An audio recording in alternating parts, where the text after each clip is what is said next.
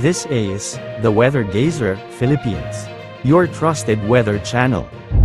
Magandang oras po sa ating lahat. Narito na ang latest update para pa rin sa binabantay nating si Bagyong Emong at ang habagat na nagdadala pa rin ng mga pag-ulan sa malaking bahagi ng ating bansa. Patuloy na kumikilos o patuloy na humihina si Bagyong Emong habang tinatawid nito ang Cordillera Mountains at posibleng mag-exit na ito sa landmass ng Luzon sa mga susunod na oras. Huli itong namataan sa may vicinity ng Kalanasan, Apayao. Taglay pa rin nito ang lakas ng hangin na umaabot sa 95 km per hour malapit sa gitna at pagbugsong umaabot pa rin sa 160 km per hour. Kumikilos na ito ngayon ng mabilis ng hilaga-hilagang silangan sa 40 km per hour. May malakataas pa rin sa tropical cyclone wind signal number 3 sa northeastern portion ng Ilocos Norte, ang northern portion ng Apayao at ang northwestern portion ng mainland Cagayan. Ibinaba naman na ang ilang wind signals sa ibang lugar dahil sa paglayo at paghina ng bagyo na si Emong. Sa mga susunod na oras ay posible ring daanan ni Bagyong Emong ang Babuyan Islands at Batanes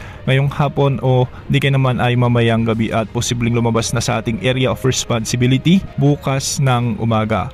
Inaasahang patuloy ang paghina ni Bagyong Emong habang papalayo ito sa kalupaan at malaking tulong ang Cordillera Mountains sa pagbasag ng lakas nito habang tumatawid sa mga lugar ng Cordillera Region.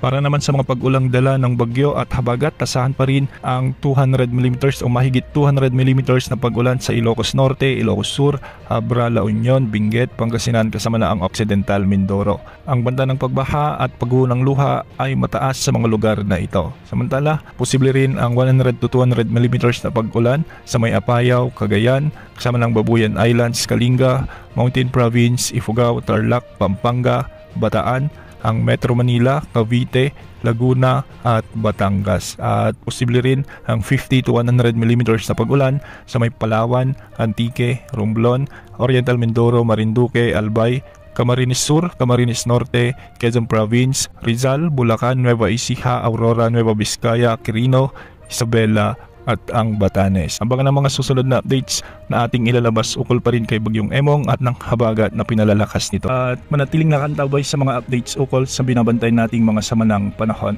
Yan muna ang lagay ng panahon. Ito pang Weather Gazer Philippines, ang inyong pinagkakatiwalaang weather channel. This is the Weather Gazer Philippines, your trusted weather channel.